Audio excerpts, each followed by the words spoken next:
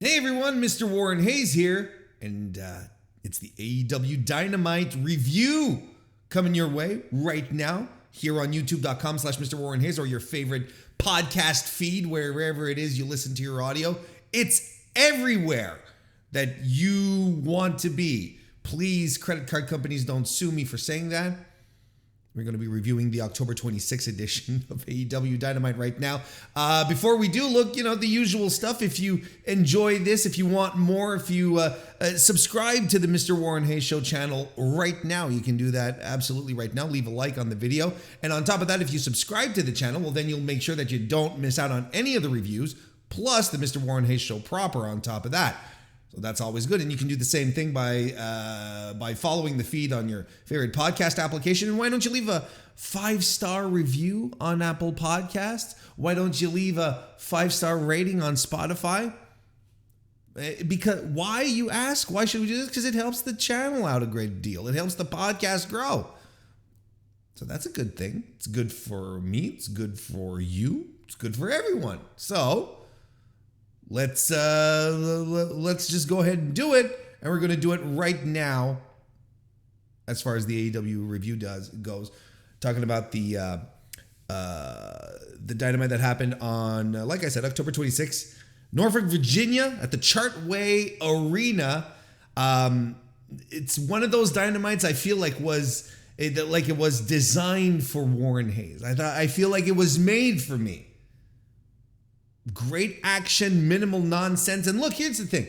Maybe just a couple of notes, right, before we actually jump into the matches and whatnot.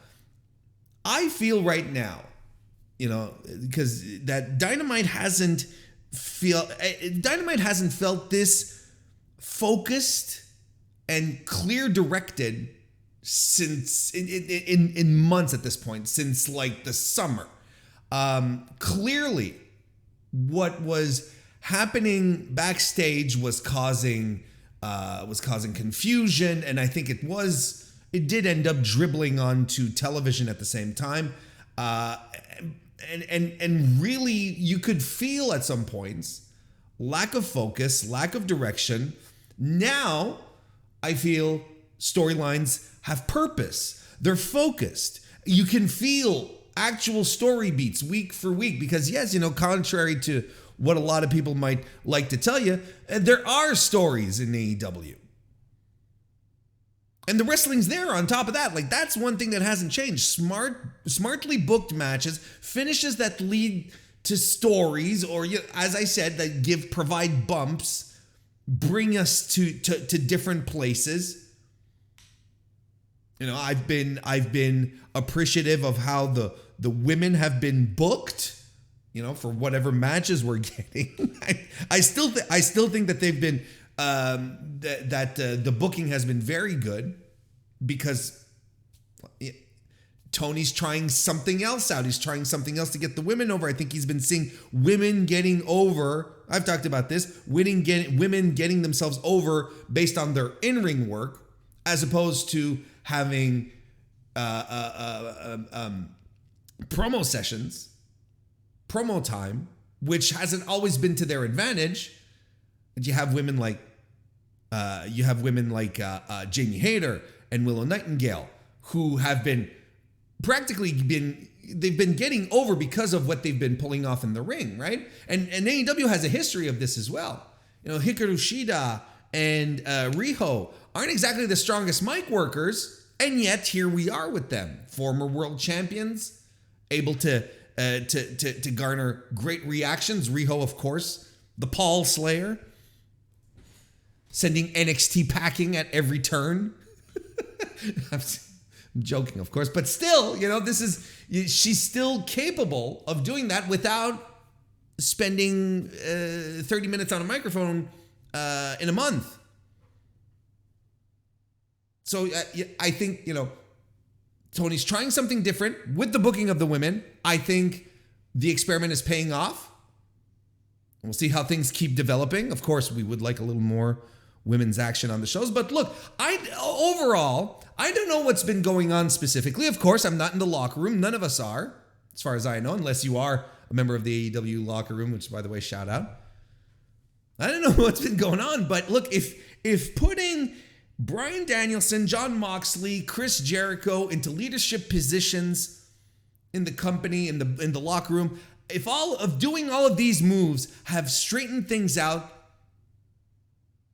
then it was absolutely the best thing to do. Maybe Tony is at a point where he's like, look, I have to delegate. I have to put faith into some other situations here. Some other people who are trying to help me out.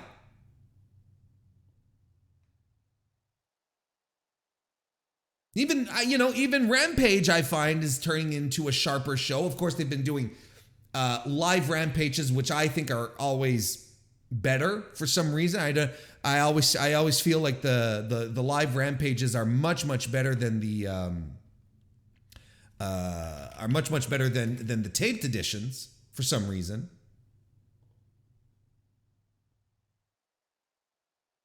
But this has been good. This has been very good. I think we're on a good track. And yes, there are stories, and I'm going to be talking about those stories in a little bit.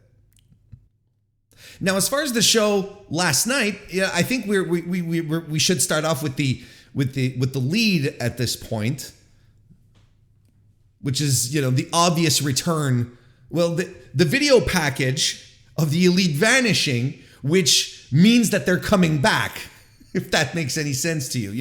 We all saw this video package of the Jacksons and Kenny Omega, in the early days of AEW, and then suddenly, they're being Thanos'd out. And then, so they would not be playing that kind of stuff on TV if the Elite were not coming back. That, I think everyone can bank on that, right? It was even reported yesterday that Kenny and the Bucks were at Dynamite last night. I think Meltzer added to that they were mingling backstage. They were going to see people, and there was a very good vibe, good atmosphere. People were happy to see them back. Look, the return to TV is imminent, and if you had any doubts about that, well, the video you saw last night on TV clears it up. I hope none of you are sitting here going, oh, well, AEW put out that video because the Elite aren't coming back. Obviously, they're bashing. No. Obviously, they're going to work this. I think they're going to come back with a fresh coat of paint kind of thing. And the main clue, I think, to that, or the main, I'm going to say, I just realized I said the word clue as if we're running after QR codes here. But the main thing that I observed in the short video, without pouring over every detail, is when we got to the AEW logo at the end, which vanished, the E disappeared before the AEW, and so all mentions of the Elite are evaporating, right? So what I think it's a good idea for them to return with a new vibe, a new presentation, something different to really mark a spot here, create a milestone in time in which we're like, look, we're moving forward from this point on, right? I think that's important because, look, I think at this point it's pretty clear. CM Punk's not coming back. Now, all reporting points to him, unless this is a massive work, and if it is a massive work, no one should be mad at it. You shouldn't be mad if you got worked here. But the chances of it at this point are less than 1% of it being a work, just to be clear. But all signs point to CM Punk not coming back, that his contract is being bought out. Of course, we have the news that Ace Steel was released from the company. And that, if we're talking about the Elite returning, then clearly this means that the whatever needed to be substantiated, what negotiated on CM Punk's side has been settled. We're ready to move forward here. And then we got a report early this morning Not early, late last night, I should say, from the time I'm recording this on October 27. Reporting from Wrestling Inc.'s Nick Hausman, saying that, basically saying that he reached out to CM Punk's camp in this situation, and there's some tidbits here that were revealed. Let me run this through you. I'm going to read the article off of Wrestling Inc. We've been told that AEW has not reached out to Punk, since the incident following the All Out media scrum in which Punk and his friend and trainer Ace Steel reportedly got into a backstage brawl with AEW EVPs Kenny Omega and the Young Bucks. Sources indicate that after the brawl, Punk was asked to stay quiet and agreed to do so. From the perspective of Punk's camp, the scrum itself, which had become the talk of the wrestling world due to Punk's comments on Colt Cabana, Hangman Adam Page, and the Elite, didn't seem like a big deal and only escalated once Punk's locker room door was kicked in and accidentally hit Punk's dog Larry in the face. At a pre-scheduled veterinarian appointment a few days later, Punk was informed that 2 of Larry's teeth had been knocked loose and had to be removed. Wrestling Inc. has been told that Punk felt threatened and reacted in a legal way under Illinois' Castle Doctrine laws, which allow for the use of force in defense of a person in their dwelling. At this time, there is no litigation against Punk on behalf of anyone involved. It was also relayed to us that Steele's wife, Lucy, was in the room during the incident, but has not been interviewed as part of the internal investigation into the matter. Finally, we were informed that following Hangman Adam Page's comments on a May episode of AEW Dynamite alluding to backstage concerns about Punk, there was distrust on Punk's end going into his AEW World Championship match with Page at Double or Nothing 2022, and that Punk was concerned that the predetermined match would break down into a real physical fight. So that's the report coming from Nick Hausman, straight from the horse's mouth. Now, I want to say this because I think it's important that I reiterate this properly, because I've mentioned it before. I think one of the everyone who's been reporting in this situation have been very clear as to where their information has been coming from, either the Elite side or CM Punk side. And I appreciate that, right? I think that does help the comprehension of what's going on in the analysis that people like I can provide with a certain amount of where we can feel a little grounded in the comments that are coming forward, right? Because there's a lot of stuff here that came out that, had we not known from which side it's coming, you could go, oh shit, this could be real. Whereas, this information is a little tainted, a little biased if the information coming out is from a specific camp. So they have an agenda to push. They have a story to tell. So you know what I mean, right? I hope you understand what I mean. So that I appreciate it. I appreciate Nick Hausman doing it here as well, where he didn't just like, sources told me. No, he's like, look, I talked to CM Punk's group. This is what they had to say, kind of thing. There's a lot of stuff to unpack here. But look, here's the thing. First of all, we're bringing back the concept. First of all, we're creating the idea from CM Punk's camp that the scrum was not a big deal. What was the big deal? It's like, okay, come on now. Now this is some retconning. CM Punk knew what he was doing. When he started spewing everything he did, it was not a big deal. Otherwise, he would not have sat down, angry, frustrated, with his lines rehearsed. Like there's no way this was like something where he's like, oh, this will just brush off. No, of course. He's saying the EVPs that he says he works with children. He says the EVPs couldn't run a target. He's calling out Hangman Page. Like, come on now, okay? Let's be honest. That's bullshit. And it really, So that's bullshit. We're coming back with the concept that the door was kicked in, right? Which I think has been disproved multiple times by various eyewitnesses to the thing that the door was not kicked in. And if something happened to his dog, to Larry, right? Poor Larry.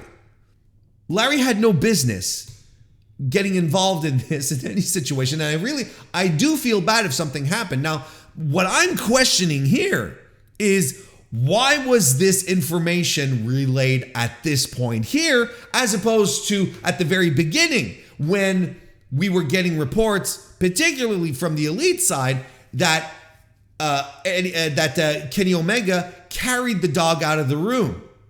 Why didn't the CM Punk side go, do you know why he carried him out? Because my dog was bleeding at the mouth, kind of thing. No, because that stuff didn't. Like, this is highly, highly suspicious. And I'll get to that in a second here.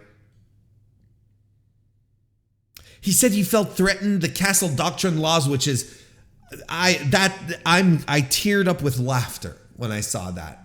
You know, it's like, see, I stood my, you know, it's like Florida's stand your ground laws, whatever they call them, right?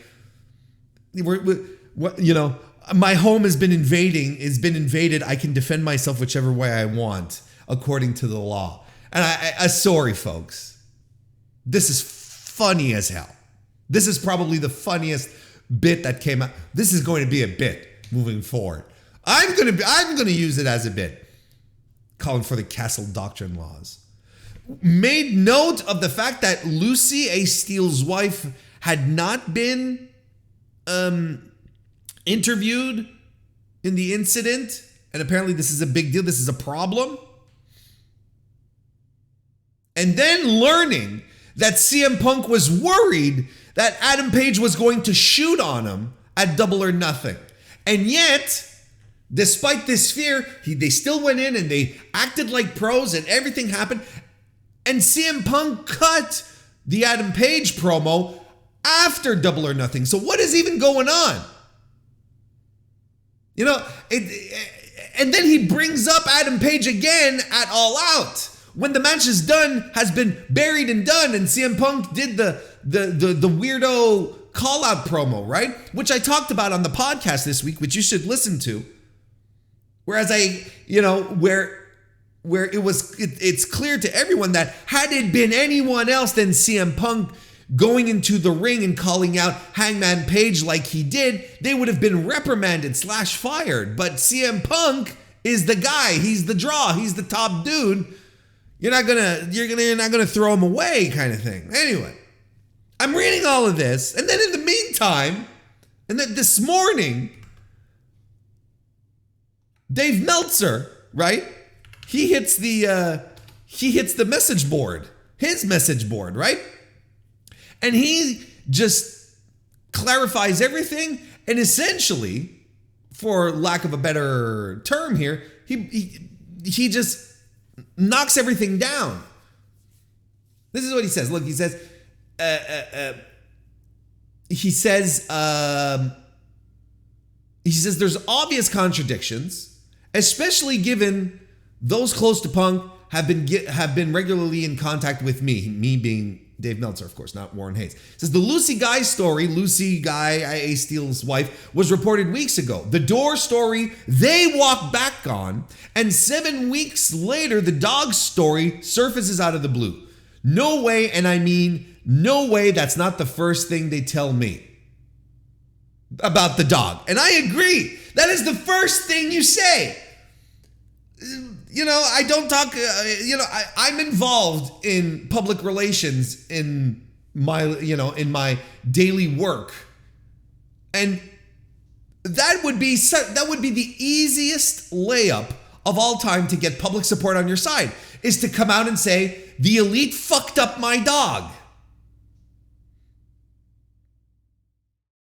But no, the opposite happened. It's like the elite saved the dog. So no way. No way.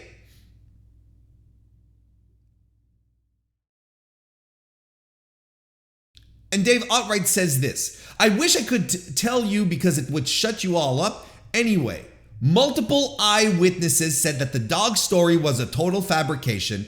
If it was true, the end of the investigation would have been that Punk would have been the one staying. Look, when this came out last night, I slept on it. I woke up this morning. I reread everything over again with the updates and Dave's stuff. Even before Dave came out, and I was like, look, I don't know. Look, if you start by saying, the scrum wasn't a big deal, and that you're mad someone didn't get interviewed, right? Because if you're not mentioning that Lucy didn't get interviewed unless you're unhappy with the results of the investigation, right? Isn't that the underlying current that we have here? Is that Punk's side is not happy with the result of the investigation? Anything resulting, any new revelations that come out of here should immediately be considered shaky at best. At best. Because he literally, or at least the camp, right? The CM Punk camp, just flat out said, it's like, we don't understand. The scrum wasn't a big deal. And as Dave pointed out, they walked back again on the door thing. They said the door was kicked in. Was the door kicked in? Yes. And then it was turned out, no, it wasn't. And then themselves went, no, the door wasn't kicked in. That was, maybe some embellishment, but they're back with that.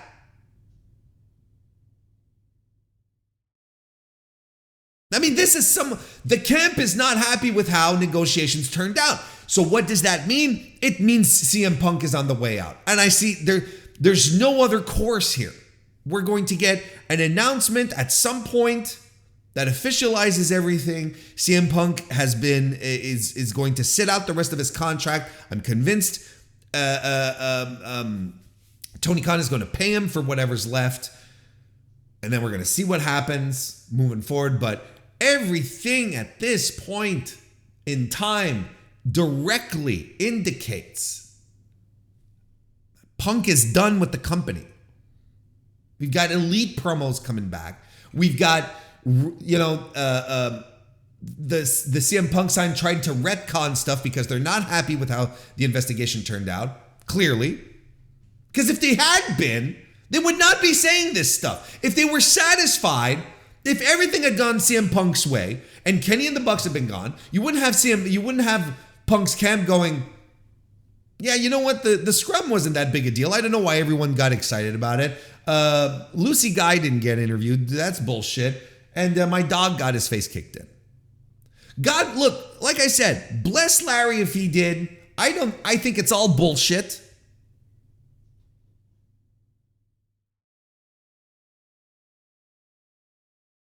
That's my take on the whole situation anyway, and I think it's pretty fair.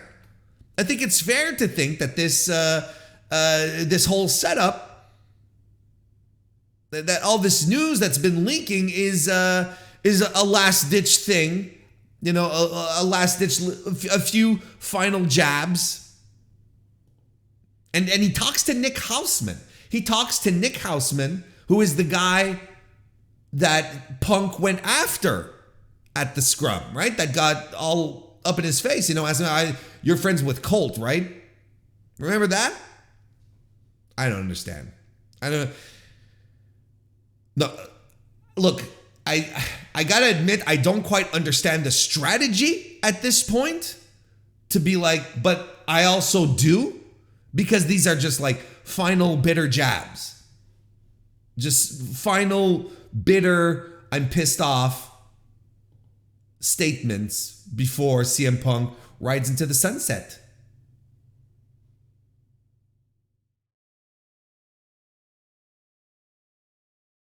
Anyway, let's talk about the show. Again, like I said, a show I feel was made for Warren Hayes.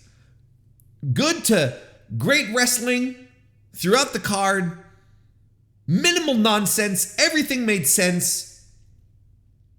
From the promotion that doesn't create stories, or as I'm told. As the business of pro wrestling honchos like to remind us. The Blackpool Combat Club duo of Claudio Castagnoli and Wheeler Yuta started off the show defeating Chris Jericho and Daniel Garcia. A brilliant match, I thought. Well constructed, well put together, where the BCC boys relatively outclassed the Jericho Appreciation Society here. Great tag team work between Yuta and Claudio. Claudio even does a little tribute to that legendary hot tag he had in WWE, that we often see gifs of. He did a little nod to himself, which I thought was funny. Yuta does a tope con hilo, stereo hammer and anvil, elbows by the club.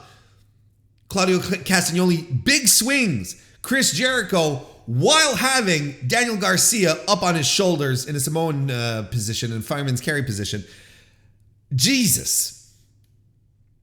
Neutralizer for the win.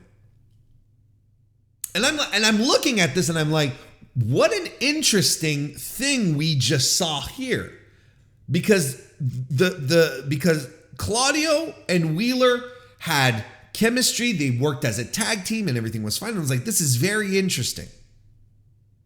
And it was a good match, hot out the gate.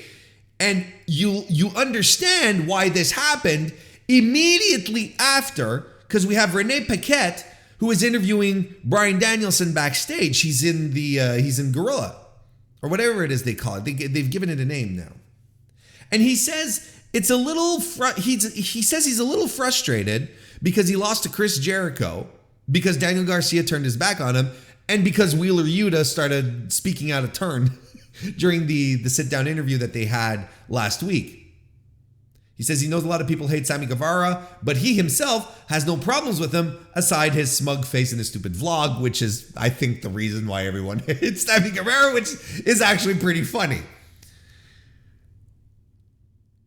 And then Yuta arrives fresh off the match. He's coming back from backstage, and he's like, yeah, you're mad. You're frustrated? Well, I'm glad you're frustrated. Because you know what? Look at what Claudio and I just did. We went and beat Jericho and Garcia as a team. And there, right there. Then you're like, look, there's your story. This is what they started talking about last week. This is the seed they planted last week with Garcia, with Yuta and Danielson. And they're driving it home today to show that, look, maybe Danielson is the odd man out here. Maybe he's the guy who's the problem. Because look, Claudio and Yuta hit the ring. They defeat both, two of at least, Ring of Honor champions. The world champion, the pure champion, they beat them handedly. So Yuta, he's sort of talking shit at Danielson at this point. Claudio pops in. He tries to keep the peace. That's what he says. He's like, look, I just beat the world champion, the Ring of Honor world champion. Danielson, you're going to go out there and kick ass. And it's Wheeler's birthday, which it was, So it's like, look, you go out there, beat Guevara, and then we'll all get back and talk like adults. And I'm going to say a resounding fuck you to everyone who says there are no stories in here, because not only do we have a story here, but it is a logical continuation of a story that has run its course. This is coming out. This is a completely logical follow-up to the Garcia-Danielson stuff that had been happening with Jericho interfering, where Garcia didn't know where his allegiances lay. So that story feels wrapped up. We're done. Jericho beat Danielson. That was the little flag on the pudding. Is that an expression? Let's make it an expression if it's not. And then from there, the week after, we've got Wheeler Yuta going, Bryan, Daniel, whatever your name is. How did you not see this coming? You're an idiot. Garcia was using you. Danielson's like, ugh. And then Yuta comes in and he's like, look, Claudio and I were working fine. What's your fucking problem, man?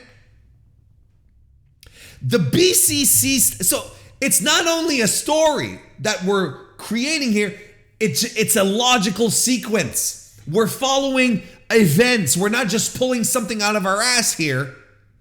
And I would argue with you that the Bullet Club, the Blackpool Combat Club stuff ever since it started, has been the absolute best shit in AEW, bar none. Whether it's storytelling, in-ring, it has been delivering from A to Z, top to bottom. We can even draw this back to when Danielson and Mox were feuding, which led to the creation of.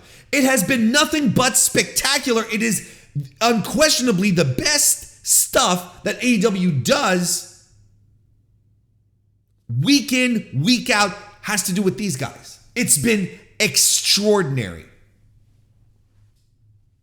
How can you, in good faith, mind you, sit here, look and just take a minute to sit back and think about what has brought us to this place where Wheeler Yuta and Bryan Danielson are at each other's throats? How can you sit back and look at this and not go, man, this has been masterful. This has been great. And little subtle things throughout the entire way. Look, Danielson always comes out of the heel tunnel. This is not even surprising behavior on Danielson's part. He's clearly supposed to be a bastard. He comes out of the heel tunnel, even though he's in a group which is considered to be a babyface group. Claudio, Yuta, they come out of the babyface tunnel. Moxley, he comes out of the audience, like I've talked about, because he's a man of the people. That's a whole other thing. Everything has been there. All the groundwork to where we're at right now was set. It's been delivered with precision and story beats every week, as opposed to other wrestling companies who want to give you the impression that their stories are progressing and so on and so forth when they're not. Where you're just spinning in a hamster wheel, where you're at the same place week after week. Look, let's just straight out say it. The Dexter Lumis Miz stuff. That is not a story that's advancing. We're at the same place every week. Every week. Lumis stalks Miz. Miz reacts to being stalked. And there's nothing that progresses. The stalking doesn't change. It just keeps happening and happening. That's all that happens. Hijinks, maybe, but the story is in the exact same place, and they've been doing this for 2 months now. We've had ups and downs and highs and lows within the Blackpool Combat Club from its onset. And y'all gonna sit here and tell me there are no stories in AEW? And this is not the last example of a story that we're getting tonight. Let's move on. The next segment we have is the Jericho Appreciation Society backstage. Chris Jericho is upset that Claudio won with a baseball bat in the ring. Perfect, old school, shit heel nonsense. I love it. Because you know why? Because Jericho's been cheating his whole way. And now he's going to be the paragon of virtue in this? Guys, come on.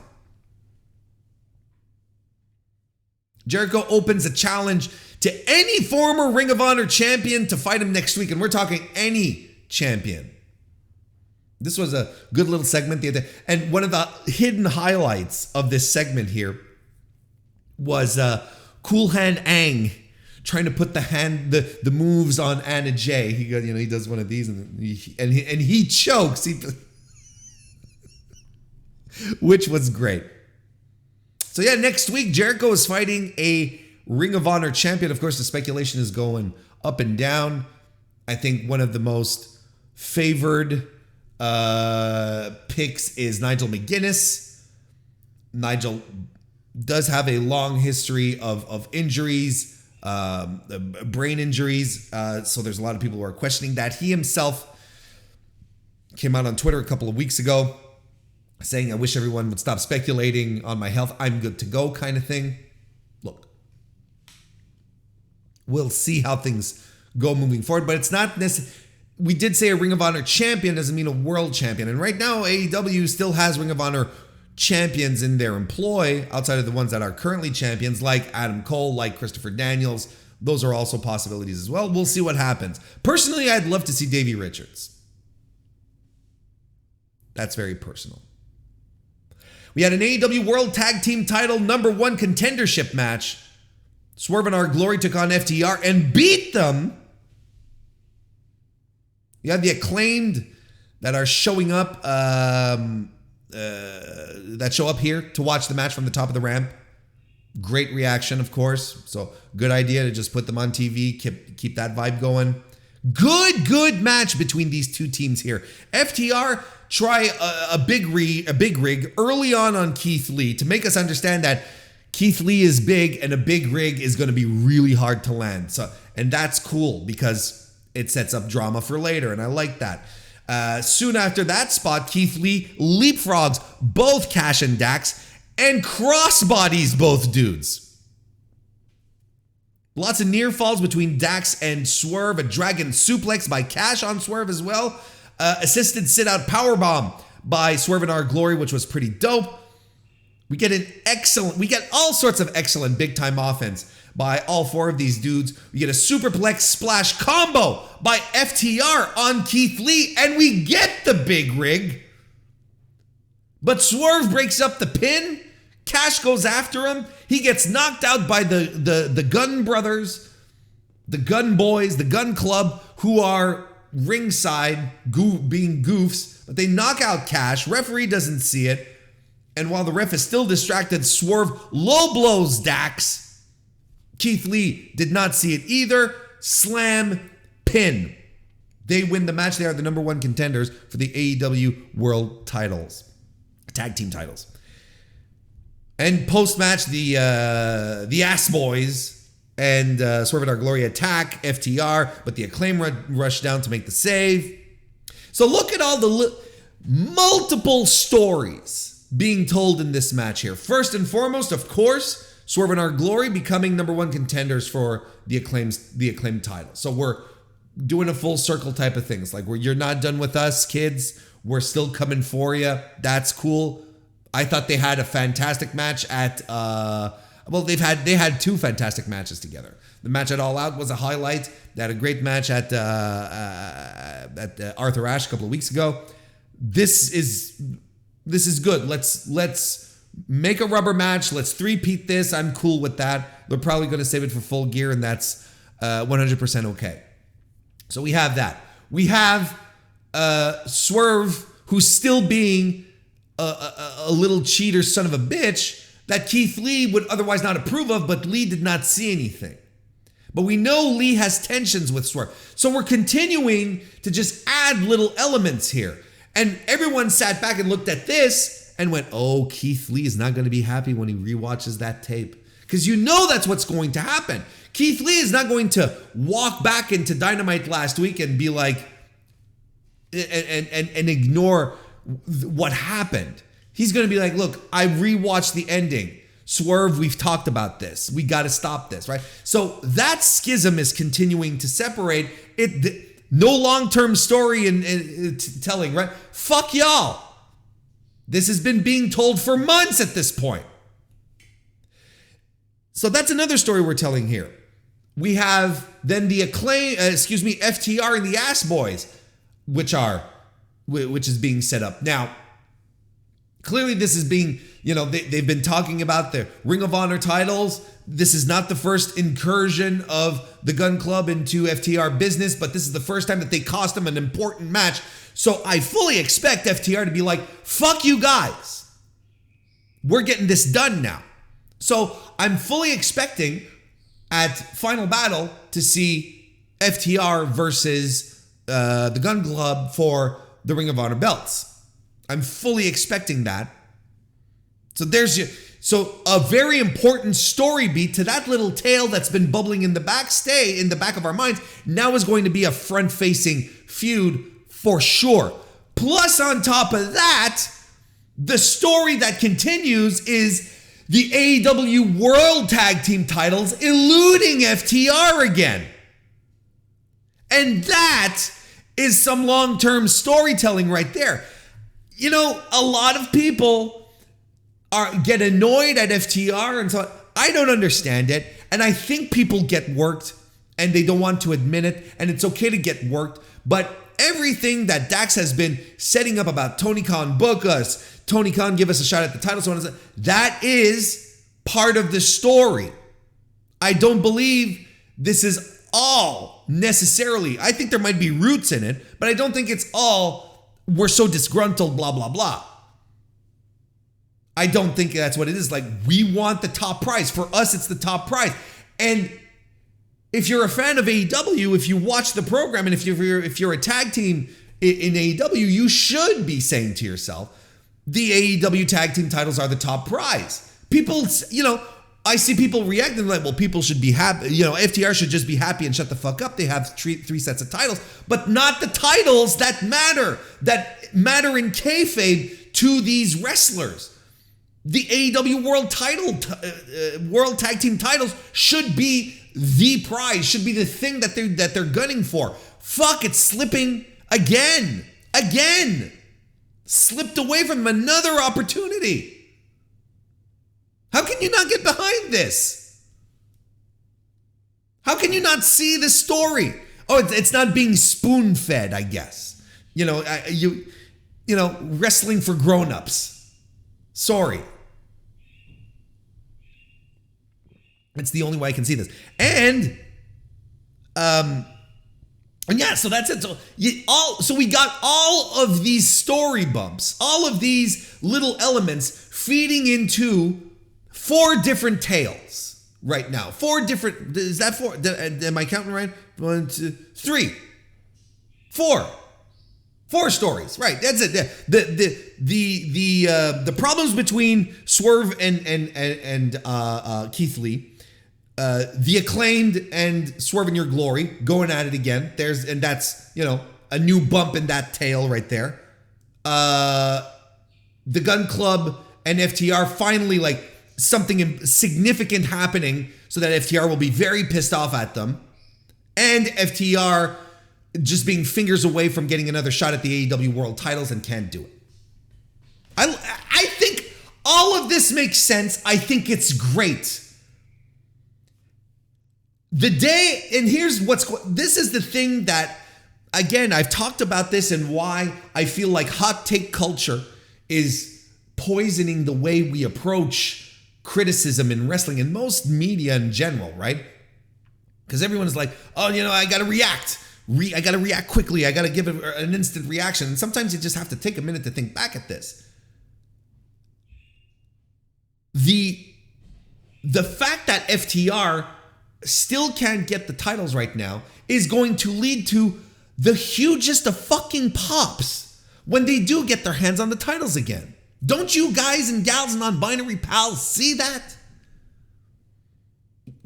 I'm convinced this is the path we're walking down. Convinced.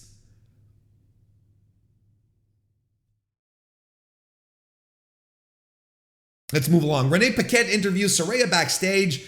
Renee and Saraya are happy to see each other because they're, where they come from. Renee calls her the Joan Jett to her Blondie. Britt Baker arrives and she tries to start shit, and Renee loses her cool. She's like, no, this isn't how you do it. And if you guys want to talk, we're going to talk it out, but this isn't the way to do it, kids. Like, the mom in Renee is coming out. This was kind of weird. I'm not going to lie. Kind of a weird segment, but I think what this is going to lead to is a sit-down interview with Renee mediating the two. You know what I think would be interesting in here? If Britt leaned into the fact that she was very, very chummy all of a sudden with Saraya, and she was like, oh, you're such good friends, right? And she starts getting bitchy at Renee on top of that. She probably will. Then we get Renee Paquette again interviewing Maxwell Jacob Friedman on the stage. Look, this was another great promo from Max. He's impersonating Jon Moxley, which was pretty funny. Talking about mashing bones, drinking blood, and gargling piss. I sometimes hope that some of the things that are said in these promos are shit that happens not happens, but it's like words that are spoken backstage, because we've never heard Jon Moxley talk about gargling piss, but maybe it has some kind of connection backstage. Anyway, he calls John mid. With all due respect, Renee tells him, you can't just use all due respect as a get out of disrespect free card. And he says, well, with all due respect, shut your mouth. It's good stuff. I thought that that he was going to lean into, their relationship, they being Renee and John, but he didn't. So, all right. This was, and then Stokely Hathaway. So, I'm trying to say too many things at once. Apologies. Max puts over the fact that he's not going to use his diamond ring when he fights Moxley because he doesn't need it. And and he puts over very babyface themes, and he keeps referring to Virginia. What do you guys think? And he's playing up to the crowd. And then Stokely comes out and he says, this is, Stokely comes out and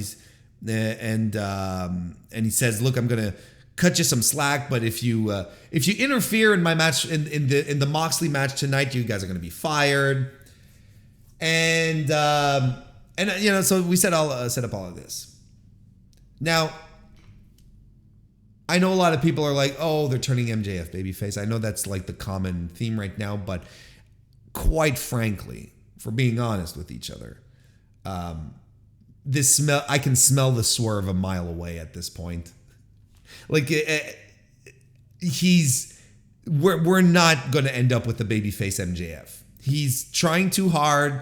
This is, part of his thing. We've seen him done something similar in the past with CM Punk, where he tries to get our sympathy, get on our good side, but then, returns to being the asshole. This is what's going to happen.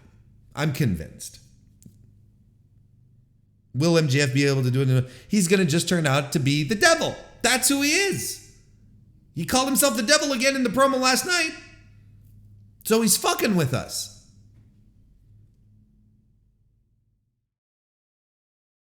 We get a War Joe video package setting up their match with the Kingdom. Matt Taven, Mike Bennett, and Maria Kanellis. We're all signed this week, by the way, for an AEW contract. Good for Matt Taven. No, good for everyone, actually. That's just funny because, Matt Taven is a bit of a meme. And, I'm happy for Mike and Maria. Mike is, from everything I understand, is such a good guy and a good human. And I'm glad he can still continue to collect paychecks while doing what he loves. Same for Maria. Don't get me wrong. I'm not, but, just focusing in a little bit on Mike Bennett here, because I know this is another guy where a lot of people go, oh, he's so unremarkable. Well, I mean, not everyone is, if I feel sometimes that if we left people on the street book, put together a promotion and book matches, it'd just be like they'd only hire like fucking, John Moxley's and Steve Austin types and The Rock types, and, you wouldn't really have a mid card. You know what I mean? I'm sure Mike Bennett understands this. He's a smart guy. I think there's a lot of value. Bryan Danielson defeated Sammy Guevara. Not much heat for our boy Sammy here, if you ask me. I think the crowd was a little indifferent. Even if I were to give you my expert opinion on heat. Danielson lands a beautiful Romero special. Sammy delivers blows to Danielson, who no-sells the moves and starts leaning into them. So that's also something new that he's been doing. On the floor, an Acai moonsault by Guevara, and then he does the corner drop kick on Danielson back in the ring as well. He starts kicking Danielson, but that only fires Danielson up again, who gets on the offense and dumps Sammy to the floor with a big dive following up. Guevara does the Andrade moonsault into a standing moonsault thing, which got a big, big laugh from me. Danielson goes up top. Guevara runs up and Spanish flies off of it, which was cool. But then Danielson starts stringing offense together, Poison Rana, Busaiku knee, head stomps, and then he twists Guevara up in a triangle hold, elbows him into oblivion. Danielson wins. More great aggressive stuff from Danielson. Fun little match that you had here. I enjoyed it. Danielson is, you're getting 15 minutes of Bryan Danielson on a Wednesday night on a random Dynamite, and people will still find a way to complain. They'll still be like, why isn't so-and-so on TV? What you get, it's so fascinating to me how people will then sit down, watch a fantastic 2-hour wrestling show, and will still come out of it going, well, why didn't they book this guy and this guy? And you got a fantastic show. We get a Warjo video package. No, we talked about that. We get Rey Fénix and Alex Abrahantes backstage. And they're talking about Penta's match later on in the evening. And then they think Penta's going to win. And Fénix is like, I can't say Fénix without coming off as completely cringe. I know it's not the exact way to pronounce. It should be Fénix instead of Phoenix, but I feel like a fraud saying Fénix. It doesn't, you know what I mean? Like I sound like a fraud saying it. So we'll just stick with Fénix. Rey Fénix says he could also be a double champion, like Penta. And Alex then says that Fénix should go after the All-Atlantic Championship. Christian Cage then arrives out of nowhere with Luchasaurus saying, whoa, we could also be an All-Atlantic champion. And then Orange Cassidy just strolls in, faces the camera, never looks at either dude, and he says like, I hear you guys are talking about me. I hear you guys are talking about this, and he pulls out the title out of his backpack. I was going to say knapsack and backpack. So we're getting that as a triple threat next week. Orange Cassidy versus Fénix versus Luchasaurus. And people are like, what? Again, a triple threat? And I'm like, what the fuck is wrong with you? What do you want? What do you as a viewing audience want? Because I can point to the moment in time a month ago. Maybe a little over a month. Where people were like, the All-Atlantic title's never on TV. And now it's on TV. Like, it's a triple threat. Look, I'm not that big a fan of triple threats, but for the All-Atlantic title, a mid-card title, I don't really care. And this is going to be a match where everyone's strengths are going to be put to use and everyone's weaknesses are going to be hidden. What more this is fine. It's a Dynamite. People get bent out of shape for the weirdest titles. It's like the whole never title situation in New Japan with Carl Anderson right now. It's so weird.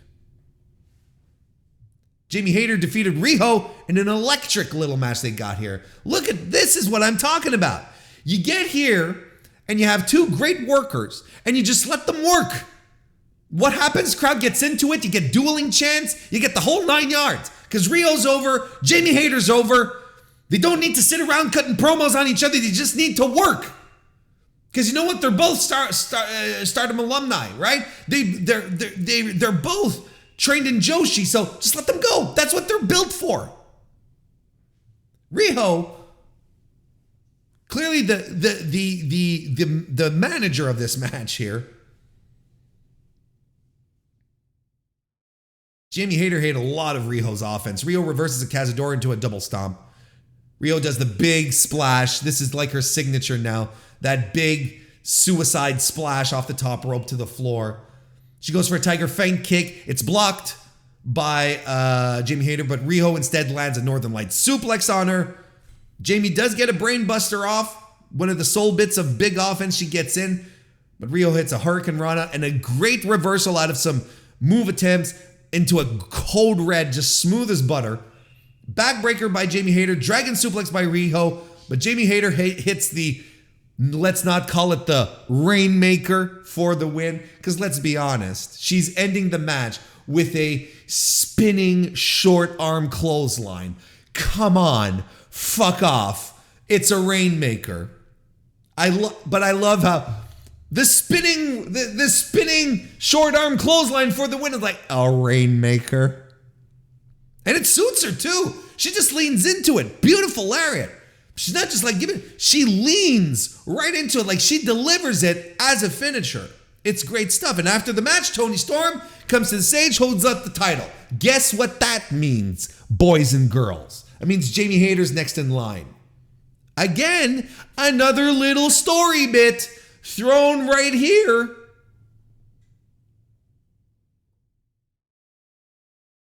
We've got something new coming out of all of this.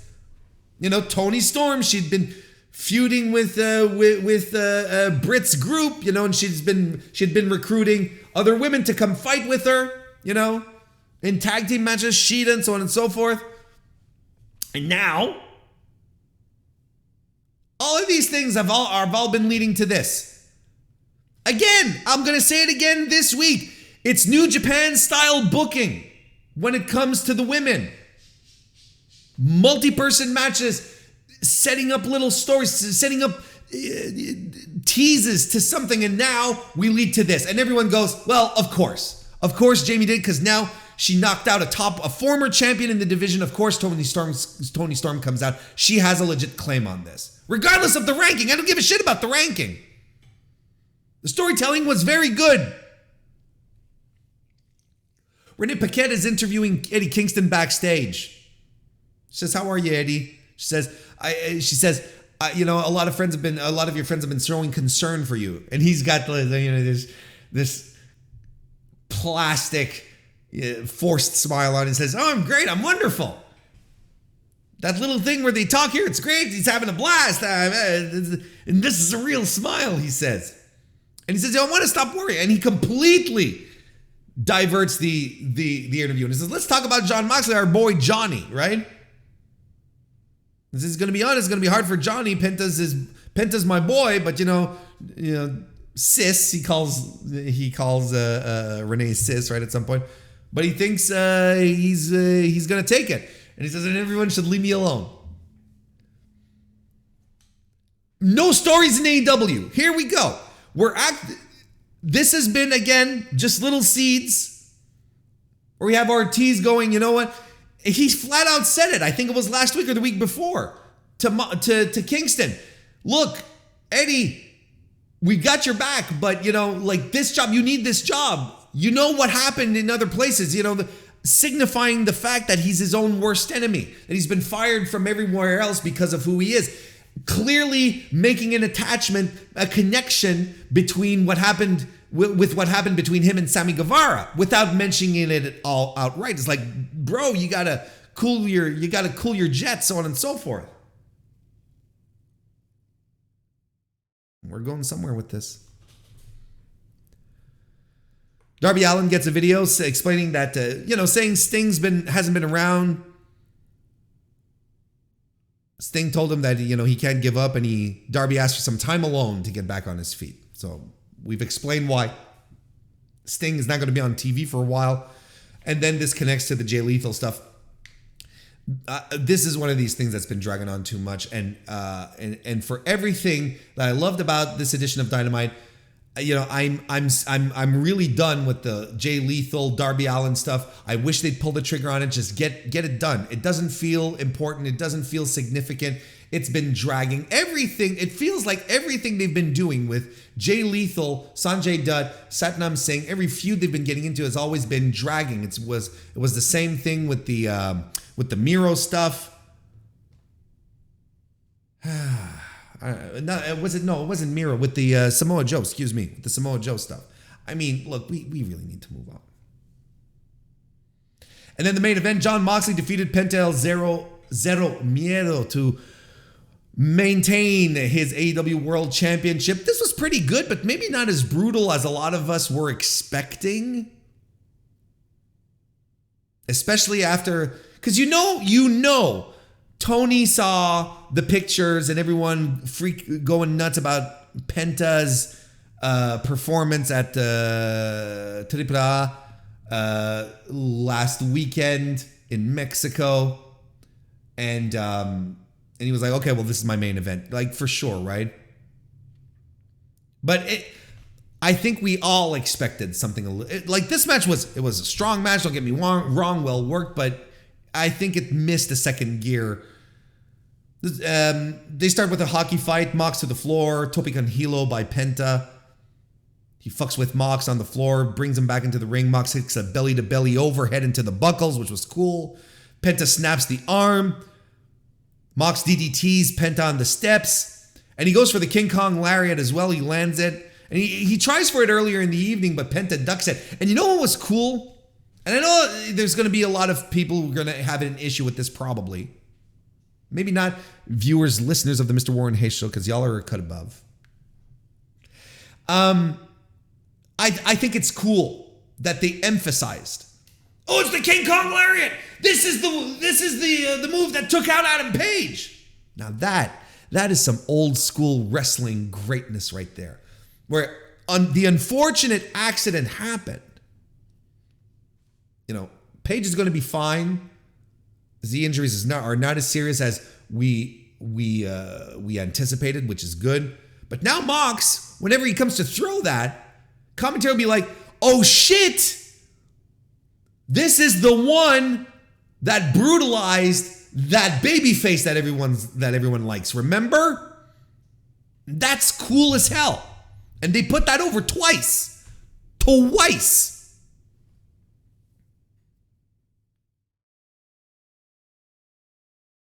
So that's and that's what you should do in wrestling. You got to move that hurts a guy that creates there should be a mystique created around it, right? So I like it. So he does hit it on Penta. A little later on, Penta hits the Fear Factor, but Moxley kicks out. He hits double Death Riders for the win, or a paradigm shift and a Death Rider. What is the difference? The Death Rider is the high elevated one. Is that it? Okay, but they're both double underhook DDTs. It's like, come on. I don't want to start calling the difference between a paradigm shift and a Death Rider. Excalibur, I love you. Well, let's just call it the Death Rider. It is a much better name regardless. Rolls off the tongue much more easily. And after the match, Stokely and the boys arrive, the Firm, and they beat the shit out of Moxley. MJF is conflicted. He pops out and should I come help? And he goes back. But then he comes back out. And he comes down for the rescue, but he's overwhelmed. This is too much of a numbers game. Morrissey, Moriarty, Ethan Page, the Guns. He gets put through a table. Again, if you don't see MJF being at the basis of all this setup here, and just being a manipulative, evil human that's trying to get us to be on his side, play with our emotions. If you don't see it, I don't know what to tell you.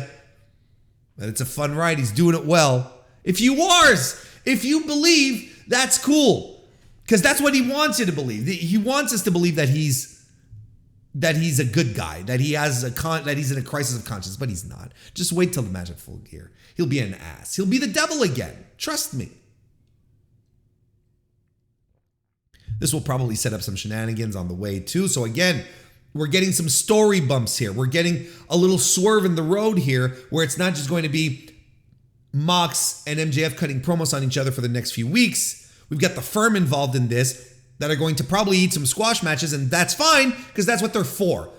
They're a mid-card act playing on a lane that they don't belong, where they don't belong. So they're gonna get chewed up and spit out, and that's fine because that's what they're for. A good old fashioned Nitro finish. Love to see if Eric Bischoff thought that it sucked or not. When I say love, I don't really care. I thought this was an excellent Dynamite because there were very little compromises that were made here. You know, sometimes you'll be like, well, this show was good because it set up a lot of stories, but the wrestling wasn't all that great. We didn't compromise here. We had good to great wrestling. My favorite match of the night was the tag team match, unquestionably. Everything else was solid, good, Plus, on top of that, storyline development everywhere. This is the prototype. This right here, the October 26th edition of AEW Dynamite is the prototype show for Warren Hayes to love your wrestling program. That's exactly it. Yeah, it speaks to me on so many levels. It's just great stuff. Gonna wrap it up on that note. If you haven't already subscribed to the channel, leave a review, leave a 5-star rating on Spotify, do whatever you can to show some love, leave a like, leave some comments. What did you think about Dynamite? God, I love talking about wrestling. So come talk wrestling with me. You can also join the Discord. The link is in the description. In the meantime, hope you have a good rest of your week. We'll see you next Tuesday for the Mr. Warren Hayes Show. Otherwise, I'll be back next Thursday for another Dynamite review. In the meantime, I said it already, have a great rest of your week. I'm saying it over again. We'll just see you next time. We'll just see you next time. There you go. We'll see you next time.